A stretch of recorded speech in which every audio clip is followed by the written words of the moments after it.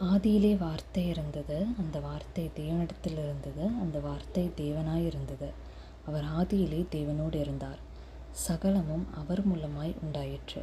உண்டானதொன்றும் அவராலே அல்லாமல் உண்டாகவில்லை. அவருக்குள் ஜீவன் இருந்தது, அந்த ஜீவன் மனுஷருக்கு ஒளியாயிருந்தது. அந்த ஒளி இருளிலே பிரகாசிக்கிறது. இருளானது அதை பற்றி கொள்ளவில்லை. தேவனால் அனுப்பப்பட்ட ஒரு மனுஷன் இருந்தான். அவன் பேர் யோவான். அவன் தன்னால் எல்லாரும் விசுவாசிக்கும்படி அந்த ஒளியை குறித்து சாட்சி கொடுக்க சாட்சியாக வந்தான். அவன் அந்த ஒளி அல்ல, அந்த ஒளியை குறித்து சாட்சி கொடுக்க வந்தவனாயிருந்தான்.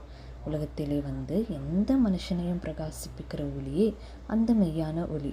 அவர் உலகத்தில் இருந்தார், உலகம் அவர் மூலமாய் உண்டாயிற்று, உலகமோ அவரை அறியவில்லை. அவர் தமக்கு சொந்தமானதிலே வந்தார், அவருக்கு சொந்தமானவர்களோ அவரை ஏற்றுக்கொள்ளவில்லை. யோவான் 1 அதிகாரம் 1 முதல் 11.